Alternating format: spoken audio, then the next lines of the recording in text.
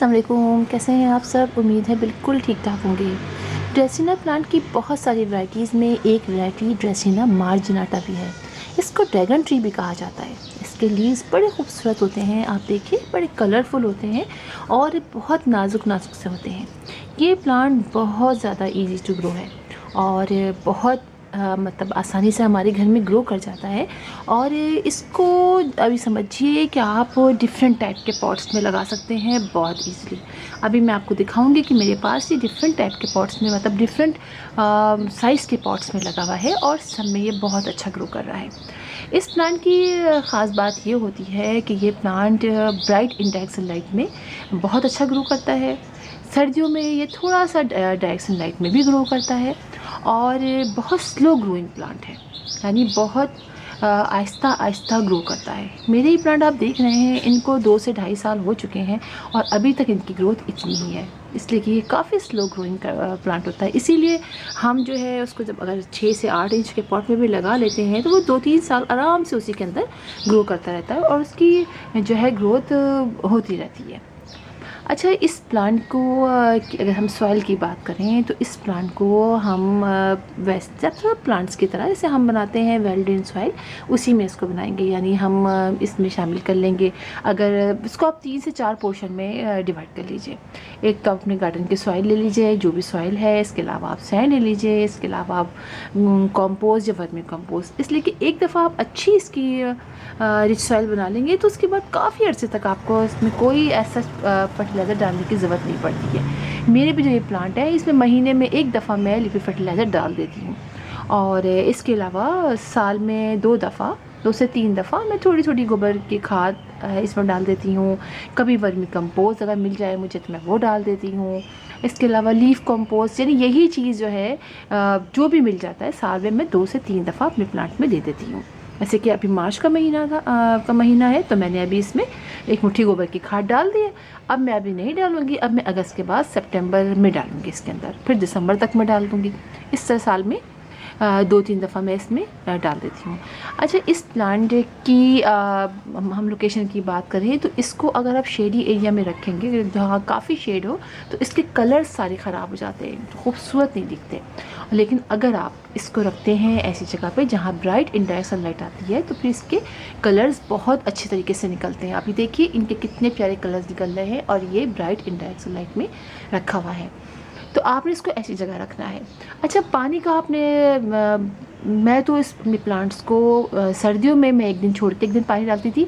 Specially बस देखिए plant को देख के पानी डालना होता है, आपने उसके सॉइल को चेक करना है।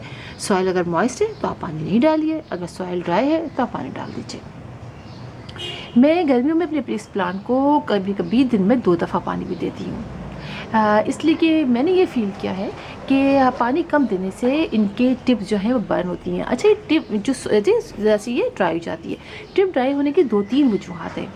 एक तो वजह ये होती है कि हम बहुत ज़्यादा पानी डालते हैं, एक वजह ये होती है कि हम बहुत कम पानी डालते हैं, एक वजह ये भी होती है कि हमने इनको डायरेक्ट सनलाइट में रखा हुआ है जहाँ मतलब इसको ये बर्दाश्त नहीं कर पा रहा है, या फिर बहुत ज़्यादा गर्मी पड़ी है, बहुत ज़्यादा ब्राइट इंडायरेक्ट सनलाइट बहुत ज़्यादा देर के लिए आ रही है तो भी इसके लीव जो है बर्न हो जाते हैं। ये आप याद रखिएगा। तो आपको मैं दिखाती हूँ अपना एक प्लांट। आपको जैसे कि आपको बताया मैंने कि देखिए ये 6 इंच के पॉट में लगा हुआ है, ये आप समझिए ये 8 इंच के पॉट में लगा हुआ है। और अब मैं आपको इससे चलती हूँ अपने उस प्लांट की तरफ, प्लांटर की तरफ जिसमें जो है 16 इंच का, और इसके अंदर मेरा ये प्लांट बहुत अच्छे तरीके से ग्रो कर रहा है। ये देखिए आप, ये देखिए ये कितना बड़ा हो गया है और यहाँ पर अभी तक 1 घंटे की डायरेक्ट सनलाइट इसको मिलती है।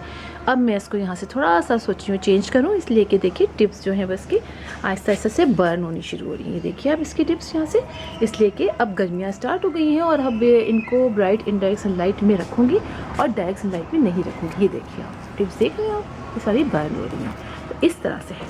अच्छा, मैं आपको दिखाऊँ, ये देखिए, ये आप इसका देखिए कितना खूबसूरत हो रहा है।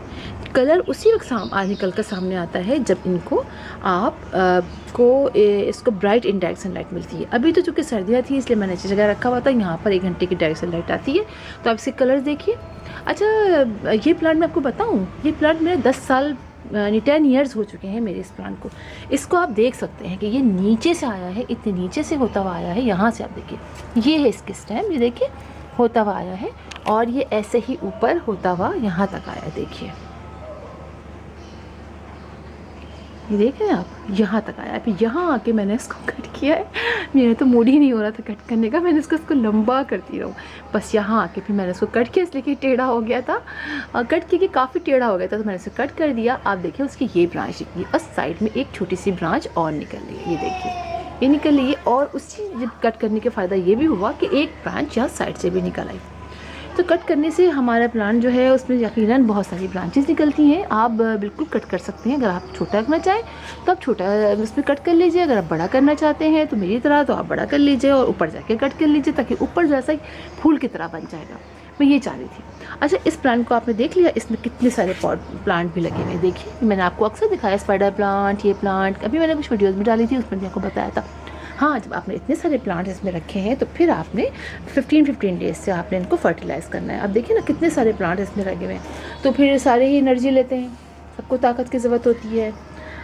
तो फिर मैं इसके अंदर 15 डेज़ से मैं लिक्विड फर्टिलाइज़र डाल देती हूँ, और जो अपने दूसरे प्लांट्स हैं उनके अंदर मैं लिक्विड फर्टिलाइज़र नहीं डालती, महीने में एक दफ़ा महीने में एक दफ़ा डालती हूँ। अच्छा, इसकी ब्रांच बहुत ईजी लग जाती है। अब जो आपको दिल चाहे कट करने का तो मोटी ब्रांच भी लग जाती है और पतली ब्रांच भी लग जाती है। आप यहाँ से कट कीजिए, कुछ लीव्स निकालिए और उसके बाद लगा दीजिए, जैसे कि मैंने लगाया है। ये देखिए, ये मैंने लगाया था, ये देख रहे हैं आप, एक पतली सी ब्रांच ऊपर साइड से निकली थी, वो मैंने कट की, मैंने इसमें लगा दी, अब ये लग गई। अच्छा, वेल ड्रेन सॉइल में आप लगाएं तो ये बहुत अच्छा रहता है, तो उसमें इजीली आपके कटिंग भी लग भी जाती है। तो ये प्लांट जो है वो इस तरीके से आपके घर में ग्रो कर सकता है। और हाँ, दूसरी बात ये कि पेस्ट वगैरह की बात कर लें तो इसमें पेस्ट का अटैक होता तो वैसे नहीं है, लेकिन बाज़ वक़्त ऐसा होता है कि इनके लीव्स जो हैं, ये लीव्स जो है ना, ये फिर इसमें कुल ब्राउन रंग के छोटे छोटे से कीड़े हैं ना, चिपक से जाते हैं। इसीलिए हम कहते हैं कि अपने प्लांट को आप चेक करते रहिए, आपको लगेगा कुछ इस तरह की अलामात इस पर ज़ाहिर हो रही हैं तो आप फ़ौरन इनके ऊपर नीम ऑयल का स्प्रे करते हैं। और अगर आप सब प्लांट पे नीम ऑयल का स्प्रे करते हैं या किसी इंसेक्टिसाइड का स्प्रे करते हैं तो आप इस प्लांट पे भी कर दीजिए। अच्छा, आप देखिएगा कितना मतलब ये प्लांट आसानी से किसी भी प्लांट के साथ ग्रो कर लेता है। आप मेरे इसके अंदर देख सकते हैं, इसमें 3 तरह के प्लांट लगे हैं। एक तो ये अक्लिफा की मैंने ब्रांच लगाई थी जो माशाल्लाह से बहुत बड़ी हो गई है। साथ ही देखिए मैंने एमेरंथस ये लगाया था, ये देखिए इसकी जो है ये 2 ब्रांचेस लगी हुई हैं। ये देखिए ये मैंने इसको लगाया हुआ था जो अब लग चुकी है, और बस ये देखिए इसके अंदर ये प्लांट भी लगा हुआ है जो बहुत अच्छा ग्रो कर रहा है। तो आप लोग परेशान नहीं होइएगा अगर आहिस्ता आहिस्ता ग्रो कर रहा हो, इसलिए कि ये प्लांट करता ही आहिस्ता आहिस्ता स्लोली ग्रो करता है। ठीक है, तो बस अब आप इस प्लांट को इसी तरह आप केयर करते रहिए, इसलिए कि इसकी केयर बहुत ज़्यादा मुश्किल नहीं है, बहुत ईजी टू ग्रो प्लांट है। देखिए ना, किसी भी पॉट में लगा दीजिए, कितने अर्से तक इसमें लगा रहेगा, सिर्फ आपने पानी ही झाँकना है, वो भी चेक करके पानी डालना है।